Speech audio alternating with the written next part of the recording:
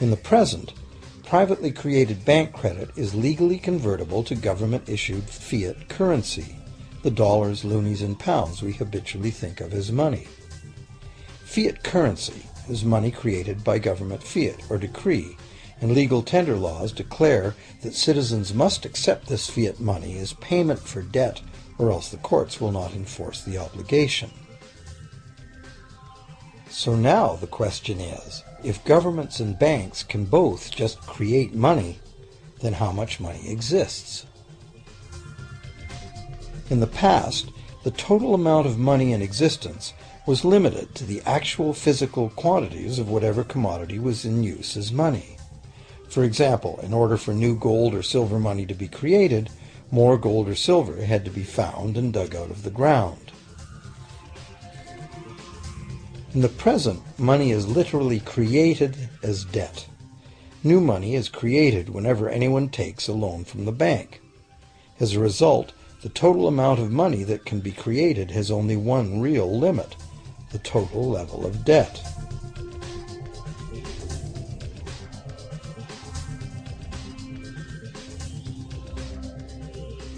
Governments place an additional statutory limit on the creation of new money by enforcing rules known as fractional reserve requirements.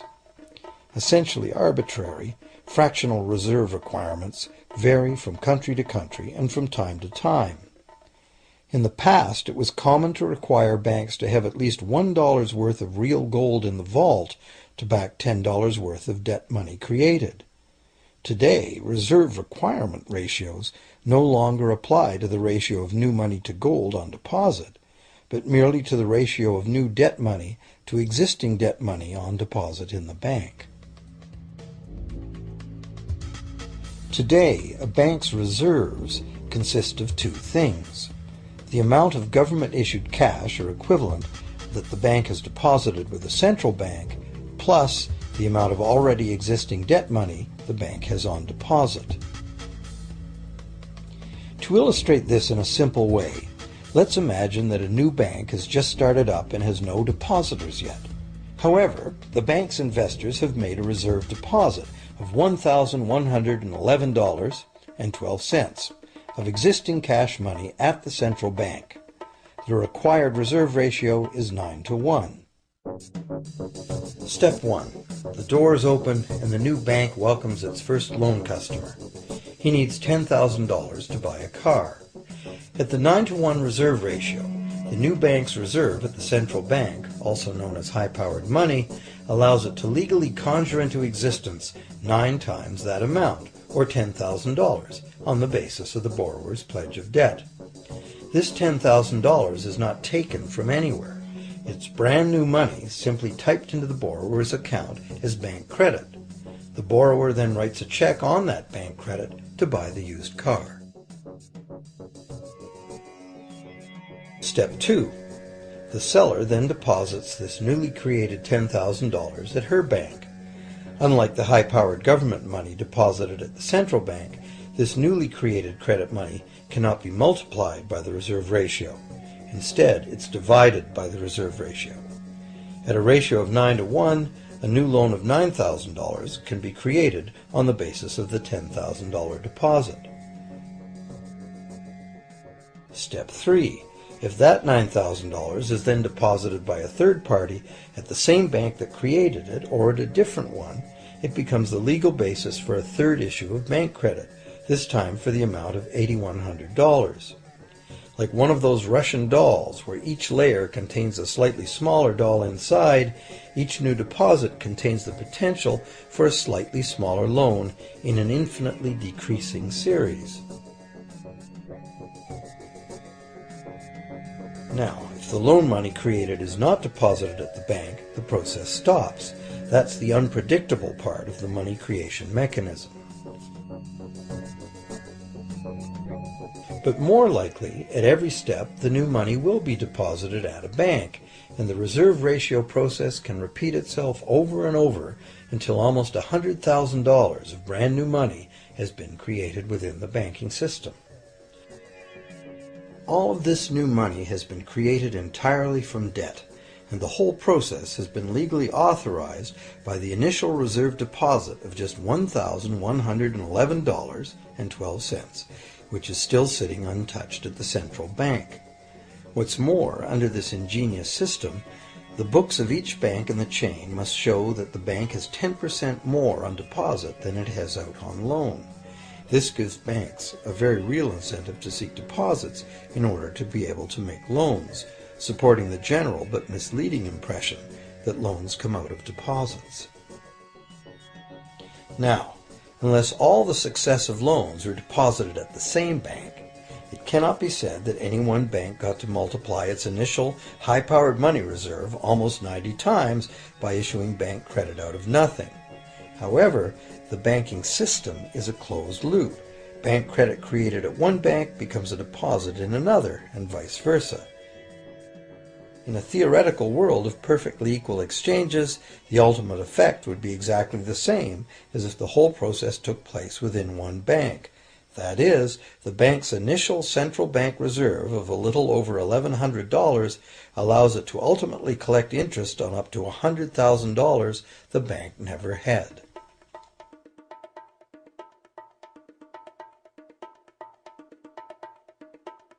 If that sounds ridiculous, try this.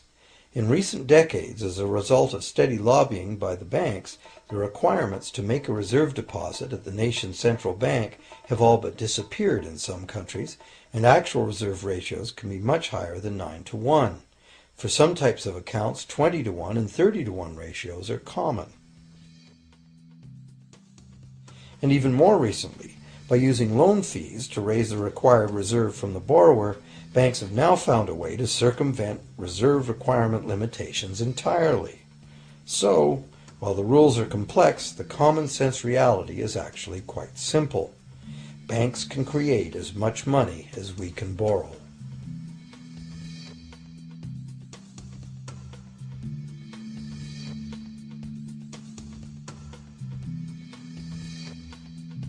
Despite the endlessly presented mint footage, government-created money typically accounts for less than 5% of the money in circulation. More than 95% of all money in existence today was created by someone signing a pledge of indebtedness to a bank. What's more, this bank credit money is being created and destroyed in huge amounts every day, as new loans are made and old ones repaid.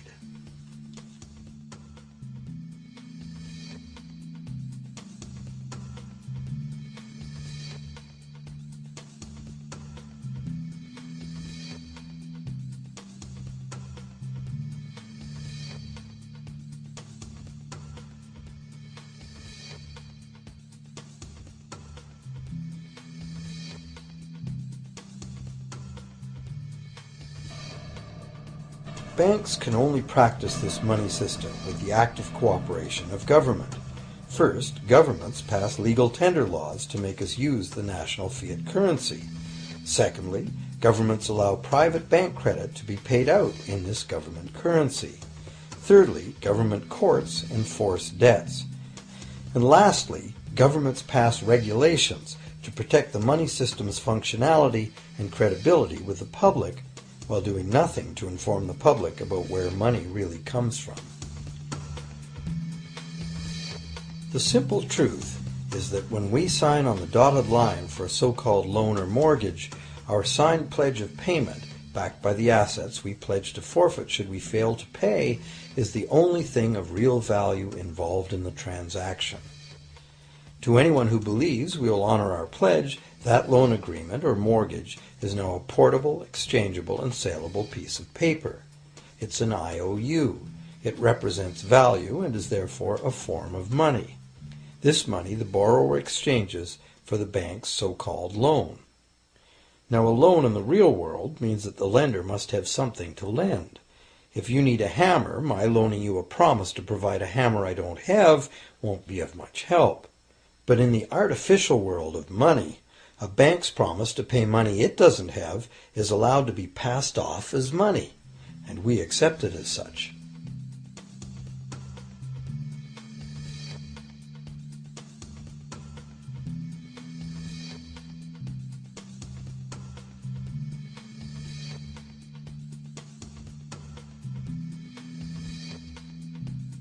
Once the borrower signs the pledge of debt, the bank then balances the transaction by creating, with a few keystrokes on a computer, a matching debt of the bank to the borrower. From the borrower's point of view, this becomes loan money in his or her account, and because the government allows this debt of the bank to the borrower to be converted to government fiat currency, everyone has to accept it as money. Again, the basic truth is very simple. Without the document the borrower signed, the banker would have nothing to lend. Have you ever wondered how everyone, governments, corporations, small businesses, families, can all be in debt at the same time and for such astronomical amounts?